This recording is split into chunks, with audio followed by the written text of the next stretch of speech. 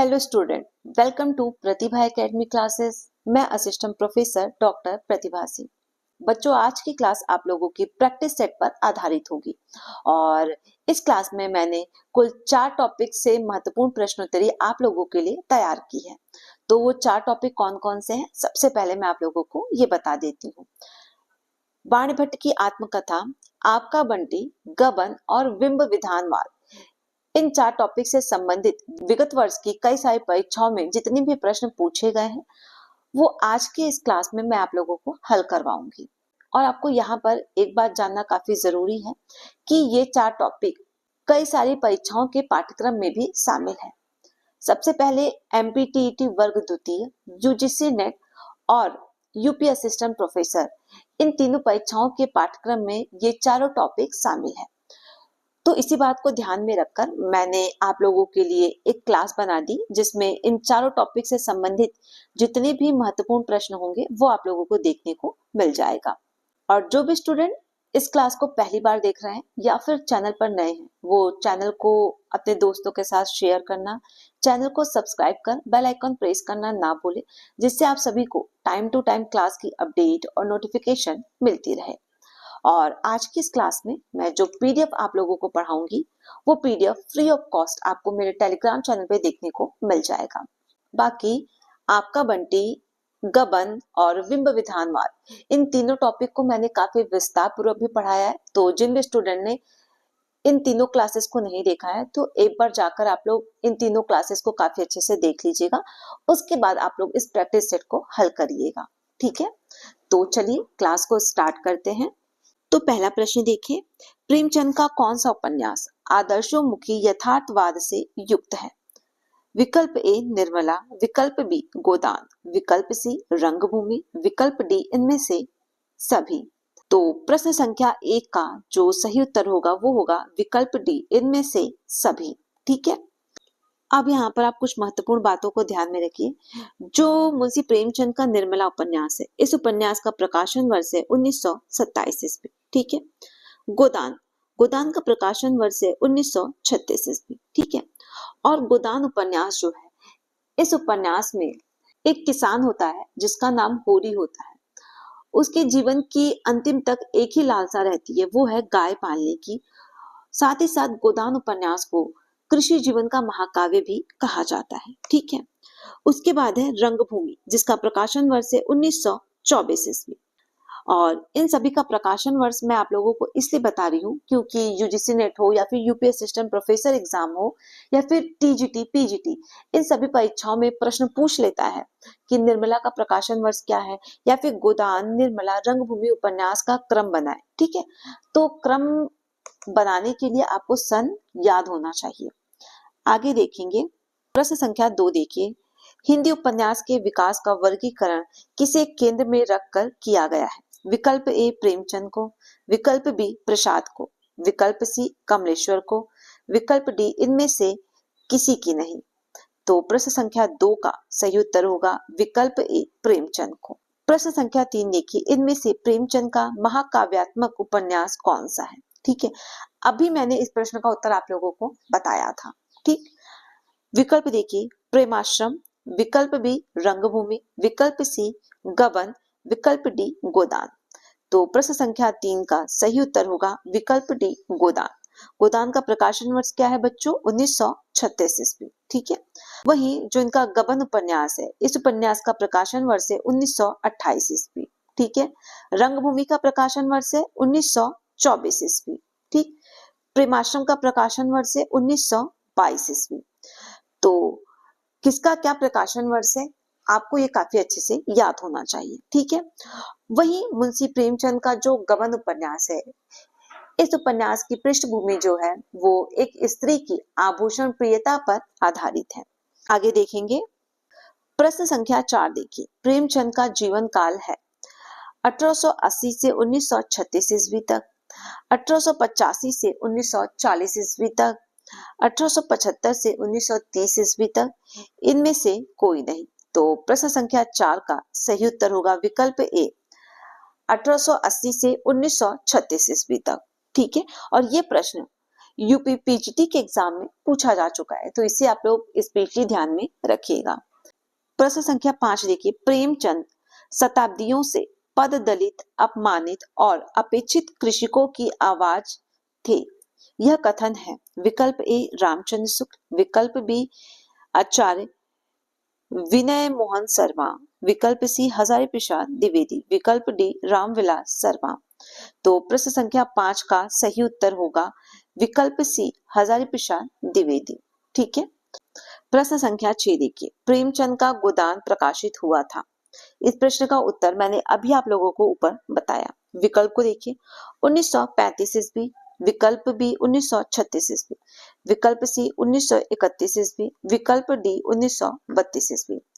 तो प्रश्न संख्या 6 का सही उत्तर होगा 1936 ईस्वी, यानी आपका विकल्प बी सही होगा। आगे देखते हैं। प्रश्न संख्या 7 देखिए, दहेज प्रथा और अनमेल विवाह की समस्या प्रेमचंद के किस उपन्यास में चित्रित है। ठीक है, यहाँ पे उपन्यास टाइप नहीं हो पाया बच्चों, तो करेक्शन कर लीजिएगा आप लोग। विकल्प देखिए, निर्मला, विकल्प बी गबन, विकल्प सी गोदान, विकल्प डी रंगभूमि। तो प्रश्न संख्या 7 का सही उत्तर होगा निर्मला। ठीक है, निर्मला उपन्यास का प्रकाशन वर्ष है 1927 ईस्वी। ठीक, आगे देखिए, प्रेमचंद के किस उपन्यास में चंद्रहार की समस्या का चित्रण किया गया है। विकल्प ए प्रेमाश्रम, विकल्प बी गबन, विकल्प सी निर्मला, विकल्प डी ए और बी। तो प्रश्न संख्या 8 का सही उत्तर होगा विकल्प बी गबन, जो गबन उपन्यास है जिसका प्रकाशन वर्ष है 1928 ईस्वी। इसमें एक स्त्री की आभूषण प्रियता, चंद्रहार प्राप्त करने की जो उसके हृदय में लालसा है, उसका बखूबी चित्रण इस उपन्यास में मुंशी प्रेमचंद जी ने किया है। प्रश्न संख्या 9 देखिए, शासक वर्ग के अत्याचारों का चित्रण प्रेमचंद ने किस उपन्यास में किया है। विकल्प ए कर्मभूमि, विकल्प बी रंगभूमि, विकल्प सी सेवा सदन, विकल्प डी कायाकल्प। तो प्रश्न संख्या 9 का सही उत्तर होगा विकल्प बी रंगभूमि। ठीक है, रंगभूमि का प्रकाशन वर्ष है बच्चों 1924 ईस्वी, वहीं कर्मभूमि का प्रकाशन वर्ष है 1932 ईस्वी, और सेवा सदन जो उपन्यास है इसका प्रकाशन वर्ष है 1919 ईस्वी। ठीक है, तो इन सभी तथ्यों को आप लोग काफी अच्छे से याद रखिएगा। आगे देखते हैं। अब प्रश्न संख्या 10 देखिए, प्रेमचंद के उपन्यासों की प्रमुख विशेषता है। विकल्प ए आदर्शवाद, विकल्प बी यथार्थवाद, विकल्प सी आदर्शमुखी यथार्थवाद, ये सभी। तो प्रश्न संख्या 10 का जो सही उत्तर होगा वो होगा आदर्शमुखी यथार्थवाद। अब आपको ये जानना जरूरी है कि आदर्शमुखी यथार्थवाद क्या होता है। देखिए बच्चों, जो आदर्शमुखी यथार्थवाद है, इसमें वास्तविक जीवन की समस्याओं और सामाजिक परिस्थितियों को दिखाया जाता है। ठीक है, लेकिन उनके समाधान आदर्शवादी होते हैं, यानी समाज में जो भी समस्याएं हैं उनका समाधान हम करेंगे जब वो आदर्शवादी ही करेंगे। आदर्शमुखी यथार्थवाद एक साहित्यिक सिद्धांत है। इस बात को भी आप ध्यान रखिएगा कि आदर्शमुखी जो यथार्थवाद है वो एक प्रकार का साहित्यिक सिद्धांत है। आगे देखिए, प्रेमचंद का अधूरा उपन्यास कौन सा है। विकल्प ए ईरावती, विकल्प बी मंगलसूत्र, विकल्प सी कायाकल्प, विकल्प डी सेवा सदन। तो प्रश्न संख्या 11 का सही उत्तर होगा ईरावती। ईरावती का प्रकाशन वर्ष है 1938 ईस्वी। ठीक है, यह उपन्यास ऐतिहासिक पृष्ठभूमि पर लिखा गया था। इसका प्रकाशन इलाहाबाद के भारतीय भंडार से हुआ था, परंतु यह उपन्यास अभी तक अधूरा रहा है। ठीक है, इसे आप लोग ध्यान में रखिएगा। आगे देखिए, प्रश्न संख्या 12, आपका बंटी नामक उपन्यास में किस समस्या का चित्रण किया गया है। विकल्प ए प्रेम विवाह की असफलता, विकल्प बी तलाकशुदा दंपति के बच्चों की समस्या, विकल्प सी अहम के टकराव का दुष्परिणाम, विकल्प डी राजनीतिक परिदृश्य का चित्रण। प्रश्न संख्या 12 का जो सही उत्तर होगा वो होगा विकल्प बी तलाकशुदा दंपति के बच्चों की समस्या। ठीक, वही जो आपका बंटी उपन्यास है, इस उपन्यास का प्रकाशन वर्ष है 1971 ईस्वी, और आपका बंटी मन्नू भंडारी का काफी प्रसिद्ध उपन्यास है। आगे देखिए प्रश्न संख्या 13। महाभोज इनमें से किसका उपन्यास है? विकल्प ए राजेंद्र यादव, विकल्प बी ममता कालिया, विकल्प सी मन्नू भंडारी, विकल्प डी कृष्णा सोवती। तो प्रश्न संख्या 13 का सही उत्तर होगा विकल्प सी मन्नू भंडारी। ठीक है। मन्नू भंडारी महाभोज उपन्यास की काफी प्रसिद्ध महिला लेखिका है। वहीं ममता कालिया का काफी प्रसिद्ध रचना है नरक दर नरक, बेघर, एक पत्नी के नोट्स। और कृष्णा सोवती का काफी प्रसिद्ध उपन्यास है मित्रों मरजानी जिंदगी नामा। आगे देखिए अब हम लोग प्रश्न संख्या 14 देखेंगे। इनमें से हजारी प्रसाद द्विवेदी का कौन सा उपन्यास है? विकल्प ए बाणे भट्ट की आत्मकथा, विकल्प बी चारुचंद्र लेखा, विकल्प सी पुनर्नवा, विकल्प डी ये सभी। तो प्रश्न संख्या 14 का सही उत्तर होगा विकल्प डी ये सभी। बच्चों हम लोग देखेंगे कि इन सभी उपन्यासों का प्रकाशन वर्ष क्या है। बाणे भट्ट की आत्मकथा, देखिए बाणे भट्ट की जो आत्मकथा उपन्यास है हजारी प्रसाद द्विवेदी का, यह एक ऐतिहासिक उपन्यास है। ठीक है। और इस उपन्यास का प्रकाशन वर्ष है 1946 ईस्वी। ठीक है। उसके बाद चारुचंद्र रेखा, इसका प्रकाशन वर्ष है 1963 ईस्वी। पुनर्नवा, इसका प्रकाशन वर्ष है 1973 ईस्वी। ठीक है। तो इसे आप लोग ध्यान में रखिएगा। और देखिए जो बाणे भट्ट का आत्मकथा जो कि एक ऐतिहासिक उपन्यास है, इस उपन्यास में कुछ महत्वपूर्ण पात्र हैं जो कई बार परीक्षा में पूछे जा चुके हैं, तो उनके नाम भी आपको पता होने चाहिए। एक जगह आप लोग नोट डाउन कर सकते हैं। सबसे इंपॉर्टेंट पात्र है बाणे भट्ट, उसके बाद है भट्टिनी, निपुणिका, समुद्रगुप्त, मंदाकिनी। ठीक है। ये जो पात्र हैं ये काफी इंपॉर्टेंट है, कई बार परीक्षाओं में पूछे जाते हैं। प्रश्न संख्या 15 देखिए। अनाम दास का पोथा के लेखक हैं मुंशी प्रेमचंद, हजारी प्रसाद द्विवेदी, राम कुमार वर्मा, उदय शंकर भट्ट। तो प्रश्न संख्या 15 का सही उत्तर होगा विकल्प बी हजारी प्रसाद द्विवेदी। अनाम दास का पोथा जो कि हजारी प्रसाद द्विवेदी का उपन्यास है, इसका प्रकाशन वर्ष है 1976 ईस्वी। अब हम लोग प्रश्न संख्या 16 देखेंगे। न्यूनिया हजारी प्रसाद द्विवेदी के किस उपन्यास के पात्र हैं? विकल्प ए पुनर्नवा, विकल्प बी अनाम दास का पोथा, विकल्प सी बाणे भट्ट की आत्मकथा, विकल्प डी चारुचंद्र लेखा। तो प्रश्न संख्या 16 का सही उत्तर होगा विकल्प सी बाणे भट्ट की आत्मकथा का जो महत्वपूर्ण पात्र है उसका नाम है न्यूनिया। ठीक है। आगे देखिए। नारी शरीर देव मंदिर की भांति पवित्र है, यह कथन है प्रेमचंद का, अमृतलाल नागर का, हजारी प्रसाद द्विवेदी का, अज्ञे का। तो प्रश्न संख्या 17 का सही उत्तर होगा विकल्प सी हजारी प्रसाद द्विवेदी। ठीक है। और ये प्रश्न यूजीसी नेट के एग्जाम में कम से कम 2 से 3 बार पूछा जा चुका है। तो इस प्रश्न का क्या सही उत्तर होगा उसे आप काफी अच्छे से याद कर लीजिएगा। आगे देखेंगे। प्रश्न संख्या 18 देखिए। सियारों के स्पर्श से सिंह किशोरी कुलषित नहीं होती, बाणे भट्ट की आत्मकथा में यह कथन किसका किससे है? और ये प्रश्न काफी इंपॉर्टेंट है, यूजीसी में पूछा जा चुका है, तो इसे आप लोग ध्यान में रखिएगा। विकल्प देखिए बाणे भट्ट निपुणिका से, विकल्प बी बाणे भट्ट का भट्टनी से, विकल्प सी निपुणिका का बाणे भट्ट से, विकल्प डी कृष्णवर्धन का भट्टनी से। तो प्रश्न संख्या 18 का सही उत्तर होगा विकल्प बी, ये जो कथन था वो कथन था बाणे भट्ट का भट्टनी से। ठीक है। प्रश्न संख्या 19 देखिए। हजारी प्रसाद द्विवेदी के किस उपन्यास में मदन उत्सव का वर्णन है? विकल्प ए चारुचंद्र रेखा, विकल्प बी पुनर्नवा, विकल्प सी बाणे भट्ट की आत्मकथा, विकल्प डी अनाम दास का पोथा। तो प्रश्न संख्या 19 का सही उत्तर होगा विकल्प सी बाणे भट्ट की आत्मकथा। ठीक है। प्रश्न संख्या 20 देखिए। बाणे भट्ट की आत्मकथा की रचयिता हैं विकल्प ए महावीर प्रसाद द्विवेदी, विकल्प बी हजारी प्रसाद द्विवेदी, विकल्प सी फालेश्वरनाथ रेणु, विकल्प डी बाणे भट्ट। तो प्रश्न संख्या 20 का सही उत्तर होगा विकल्प बी हजारी प्रसाद द्विवेदी। ठीक है। बाणे भट्ट की आत्मकथा का कथानक किस काल का है? और ये प्रश्न भी काफी इंपॉर्टेंट है, ये प्रश्न यूपी असिस्टेंट प्रोफेसर के एग्जाम में पूछा जा चुका है। विकल्प देखिए 7वीं 8वीं शताब्दी का उत्तर भारत, 10वीं शताब्दी का भारत, 12वीं शताब्दी का दक्षिण भारत, इनमें से कोई नहीं। तो प्रश्न संख्या 21 का सही उत्तर होगा विकल्प ए 7वीं 8वीं शताब्दी का उत्तर भारत। प्रश्न संख्या 22 देखिए, नारी शरीर को देव मंदिर की भांति पवित्र माना है। विकल्प ए निपुणिका ने, विकल्प डी भट्टिनी ने, विकल्प सी छोटा राजकुल ने, विकल्प डी बाणभट्ट ने। तो प्रश्न संख्या 22 का जो सही उत्तर होगा वो होगा विकल्प डी बाणभट्ट ने। ठीक है। प्रश्न संख्या 23 देखिए, हर्षकालीन भारत की संस्कृति को किस उपन्यास में प्रस्तुत किया गया है? और ये प्रश्न काफी इंपॉर्टेंट है।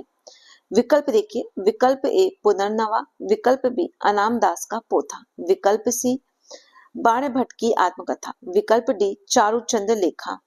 तो प्रश्न संख्या 23 का सही उत्तर होगा विकल्प सी बाणभट्ट की आत्मकथा। प्रश्न संख्या 24 देखिए, सुअर मिलिंद इनमें से किस उपन्यास का पात्र है? विकल्प ए चारुचंद्र लेखा, विकल्प बी पुनर्नवा, विकल्प सी बाणभट्ट की आत्मकथा, विकल्प डी अनाम दास का पोथा। ठीक है। तो प्रश्न संख्या 24 का सही उत्तर होगा विकल्प सी बाणभट्ट की आत्मकथा। बच्चों, आप अगर किसी भी एग्जाम की प्रिपरेशन कर रहे हैं और आपके पाठ्यक्रम में जो भी उपन्यास, कहानी, रचनाएं शामिल हैं, ठीक है, उन उपन्यास के जो भी महत्वपूर्ण पात्र हैं, प्रकाशन वर्ष क्या है, ठीक है, और उस पूरे उपन्यास की क्या पृष्ठभूमि है, ये आपको काफी अच्छे से पता होना चाहिए। तो इस चीज पे आप लोग स्पेशली ध्यान दिया कीजिएगा कि आपके पाठ्यक्रम में आप जिस भी एग्जाम की तैयारी कर रहे हो और आपके पाठ्यक्रम में जो भी उपन्यास या कहानी शामिल हो, उसका प्रकाशन वर्ष क्या है, लेखक कौन से हैं और कौन कौन से महत्वपूर्ण पात्र हैं। ठीक है, ये 3 चीज तो आपको 100% काफी अच्छे से याद होनी चाहिए। प्रश्न संख्या 25 देखिए, अजय प्रसाद द्विवेदी के इन उपन्यासों की रचनाओं का आरोही क्रम में व्यवस्थित कीजिए। तो प्रश्न संख्या 25 का जो इनका सही उत्तर होगा वो होगा विकल्प बी चारुचंद्र रेखा। इसका प्रकाशन वर्ष है 1963 ईस्वी। ठीक है। वहीं बाणभट्ट की आत्मकथा जिसका प्रकाशन वर्ष है 1946 ईस्वी। पुनर्नवा, पुनर्नवा का प्रकाशन वर्ष है 1973 ईस्वी। अनाम दास का पोथा प्रकाशन वर्ष है 1976 ईस्वी। ठीक है। तो इस प्रकार अजय प्रसाद द्विवेदी के जो भी उपन्यास है उनका क्या प्रकाशन वर्ष है, अगर क्रम वाले प्रश्न आ जाते हैं तो आपको इसी प्रकार से हल करना है। अब हम लोग देखेंगे प्रश्न संख्या 26 और ये प्रश्न उत्तरी आप लोगों को कैसा लग रहा है, आप लोग मुझे कमेंट करके जरूर बताइएगा। आज के इस क्लास में टोटल हम लोग 50 महत्वपूर्ण प्रश्न उत्तरी हल करेंगे। ठीक है। प्रश्न संख्या 26 देखिए, प्रेमचंद का पहला उपन्यास है। विकल्प ए सेवा सदन, विकल्प बी प्रेमाश्रम, विकल्प सी गोदान, विकल्प डी निर्मला। तो प्रश्न संख्या 26 का जो सही उत्तर होगा वो होगा विकल्प ए सेवा सदन। ठीक है। आगे देखिए, इन उपन्यासों को रचना काल के आरोही क्रम में व्यवस्थित कीजिए। तो बच्चों प्रश्न संख्या 27 का सही उत्तर होगा विकल्प ए। ठीक है। सबसे पहले आएगा प्रेमाश्रम। ठीक है। प्रेमाश्रम का जो प्रकाशन वर्ष है वो है 1922 ईस्वी। उसके बाद आता है आप लोगों का रंगभूमि। रंगभूमि का प्रकाशन वर्ष है 1924 ईस्वी।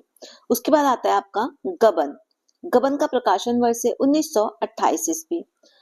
उसके बाद है कर्मभूमि। कर्मभूमि का प्रकाशन वर्ष है 1932 ईस्वी। ठीक है। तो प्रश्न संख्या 27 का सही उत्तर होगा विकल्प ए और इन सभी के सन आप अच्छे से याद कर लीजिएगा। प्रश्न संख्या 28 देखिए, प्रेमचंद के किस उपन्यास को गोदान की पूर्व पीठिका कहा जाता है? विकल्प ए रंगभूमि, विकल्प बी प्रेमाश्रम, विकल्प सी सेवा सदन, विकल्प डी कर्मभूमि। तो प्रश्न संख्या 28 का सही उत्तर होगा विकल्प सी प्रेमाश्रम। ठीक है। आगे देखिए, कंकाल का रचना काल है। विकल्प ए 1929 ईस्वी, विकल्प बी 1934 ईस्वी, विकल्प सी 1936 ईस्वी, विकल्प डी इनमें से कोई नहीं। तो प्रश्न संख्या 29 का सही उत्तर होगा विकल्प ए 1929 ईस्वी। ठीक है। आगे देखिए, और जो भी स्टूडेंट इस क्लास को देख रहे हैं आप लोग कमेंट करके मुझे जरूर बताइएगा कि कंकाल किसका प्रसिद्ध उपन्यास है। ठीक है। अब हम लोग आगे देखेंगे प्रश्न संख्या 30। किस हिंदी कथाकार ने कथा साहित्य को मनोरंजन के स्तर से ऊपर उठाकर जीवन से जोड़ने का काम किया है? विकल्प ए यशपाल, विकल्प बी प्रेमचंद, विकल्प सी अज्ञे, विकल्प डी वृंदावन लाल वर्मा। तो प्रश्न संख्या 30 का सही उत्तर होगा विकल्प बी प्रेमचंद। अगला प्रश्न देखिए, बिंब विधानवाद का प्रमुख उद्देश्य क्या है? विकल्प ए व्यंग और हास्य का उपयोग करना, विकल्प बी अमूर्त विचारों और भावनाओं को व्यक्त करना, विकल्प सी वास्तविकता को यथासंभव चित्रित करना, विकल्प डी कविता में केवल रचनात्मकता का प्रयोग करना।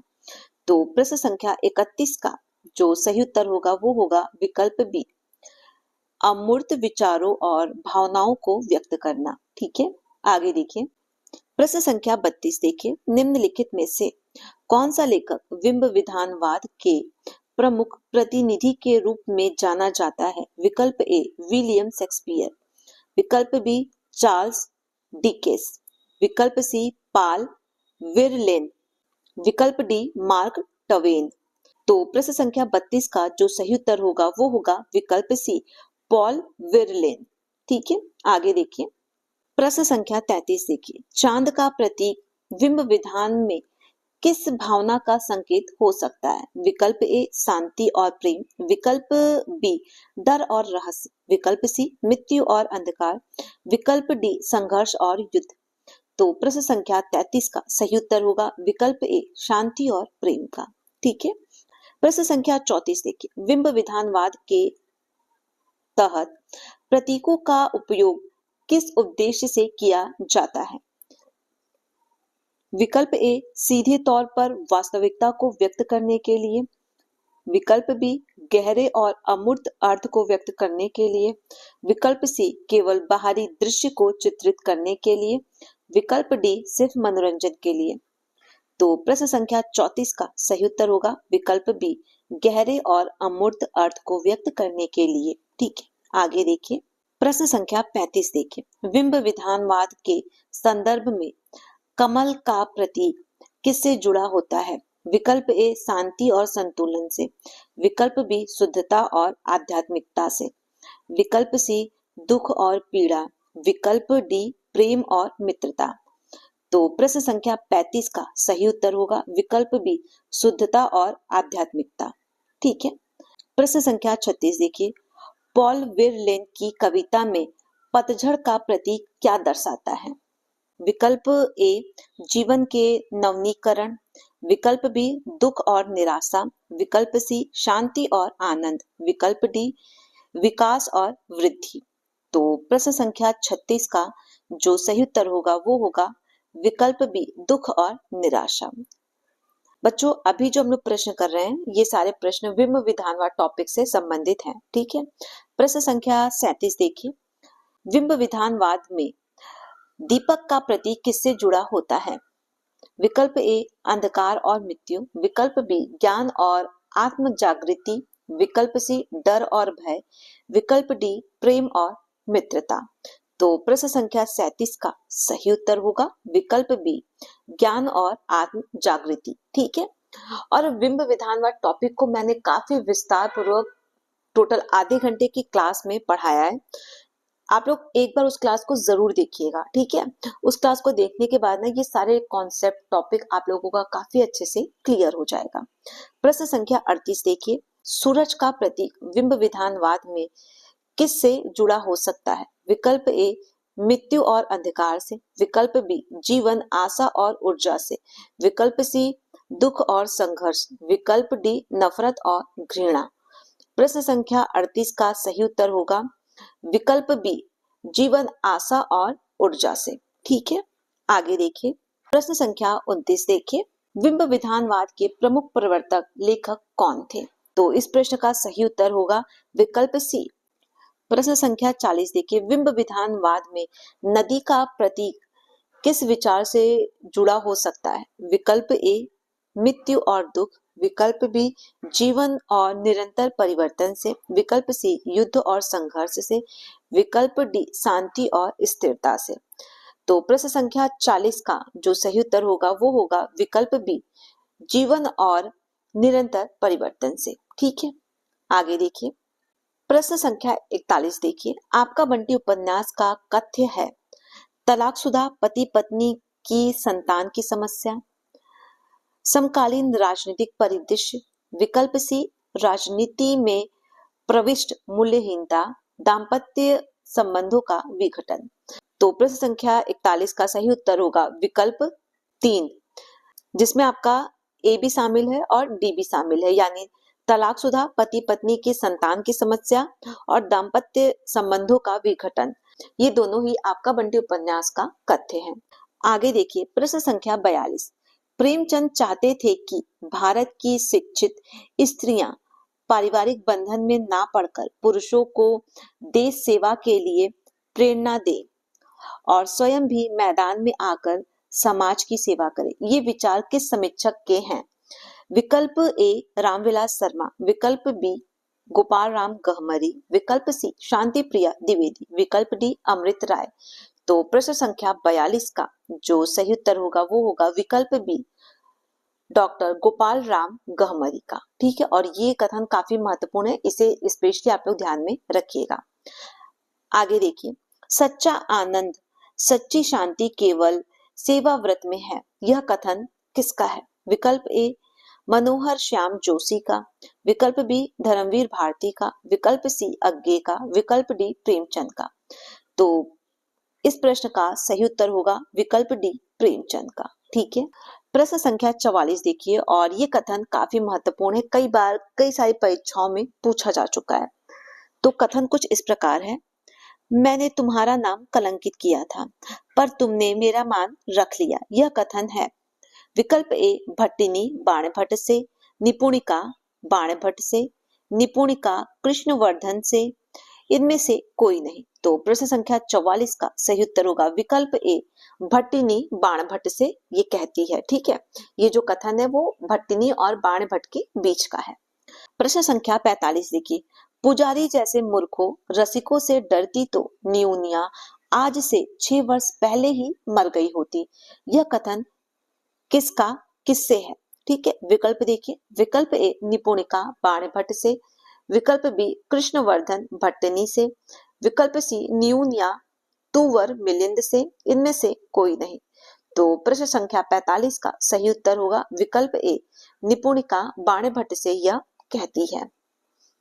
आगे देखिए, इनमें से कौन सा उपन्यास हजारी प्रसाद द्विवेदी का है? बाणभट्ट की आत्मकथा, चारुचंद्र लेखा, पुनर्नवा, इनमें से सभी। तो इस प्रश्न का सही उत्तर होगा इनमें से सभी। अगला प्रश्न देखिए, कौन सा पात्र बाणभट्ट की आत्मकथा में नहीं है? निपुणिका, भट्टिनी, शशि, बाणभट्ट। तो इस प्रश्न का सही उत्तर होगा विकल्प सी शशि जो है वो बाणभट्ट की आत्मकथा उपन्यास की पात्र नहीं है। जो शशि है ये किस उपन्यास की पात्र है, आप लोग मुझे कमेंट करके जरूर बताइएगा।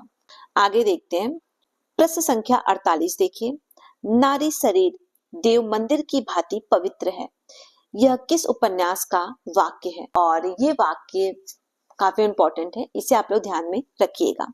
विकल्प ए गोदान, विकल्प बी शेखर एक जीवनी, विकल्प सी बाणभट्ट की आत्मकथा, विकल्प डी मैला आचर। तो प्रश्न संख्या 48 का जो सही उत्तर होगा वो होगा विकल्प सी बाणभट्ट की आत्मकथा। अगला प्रश्न देखिए, वयम रक्षाम इनमें से किसकी रचना है? विकल्प ए शिवानी, विकल्प बी वृंदावन लाल वर्मा की, विकल्प सी आचार्य चतुर्सेन की, विकल्प डी भगवती चरण वर्मा की। तो इस प्रश्न का सही उत्तर होगा विकल्प सी आचार्य चतुर्सेन शास्त्री की। ठीक है, अब हम लोग इस क्लास का अंतिम प्रश्न देखेंगे, और प्रश्न है परीक्षा गुरु उपन्यास का प्रकाशन वर्ष क्या है? बच्चों यहाँ पे गुरु गलत टाइप हो गया है, ठीक है, तो इसे आप लोग सही कर लीजिएगा। विकल्प देखिए, विकल्प ए 1882 ईस्वी, विकल्प बी 1890 ईस्वी, विकल्प सी 1870 ईस्वी, विकल्प डी 1877 ईस्वी। तो प्रश्न संख्या 50 का सही उत्तर होगा विकल्प ए 1882 ईस्वी। और प्रश्न संख्या 50 यूपी टीजीटी, पीजीटी, केवीएस और यूपी असिस्टेंट प्रोफेसर, इन 4 परीक्षाओं में कम से कम 2 से 3 बार पूछे जा चुके हैं। तो इस प्रश्न को काफी अच्छे से आप लोग याद रखिएगा। ठीक है, तो इस प्रकार आपका बंटी बाणभट्ट की आत्मकथा और बिंब विधानवाद और गबन, इन 4 टॉपिक से जितने भी महत्वपूर्ण प्रश्न विभिन्न परीक्षाओं में पूछे गए थे वो सब मैंने काफी अच्छे से आप लोगों को हल करवा दिया है। और आज का ये क्लास आप लोगों को कैसा लगा आप लोग कमेंट करके मुझे जरूर बताइएगा। और जिन भी प्रश्नों का उत्तर मैंने आप लोगों से पूछा है वो भी आप लोग कमेंट जरूर कीजिएगा। और इस क्लास को ज्यादा से ज्यादा अपने दोस्तों के साथ शेयर करना, चैनल को सब्सक्राइब कर बेल आइकन प्रेस करना आप ना भूलें, जिससे आप सभी को टाइम टू टाइम क्लास की अपडेट और नोटिफिकेशन मिलती रहे। और आज की क्लास में मैंने ये जो पीडीएफ आप लोगों को पढ़ाया है ये पीडीएफ आप लोगों को मेरे टेलीग्राम चैनल पे देखने को मिल जाएगा, जिसका लिंक मैंने कमेंट बॉक्स में पिन कर दिया है। किसी भी प्रकार का कोई भी डाउट होता है तो आप मुझे कमेंट कर सकते हैं, या फिर कमेंट बॉक्स में मैंने अपने इंस्टाग्राम का लिंक पिन कर दिया है तो वहां पर भी आप मुझे डायरेक्ट मैसेज कर सकते हैं। Thank you.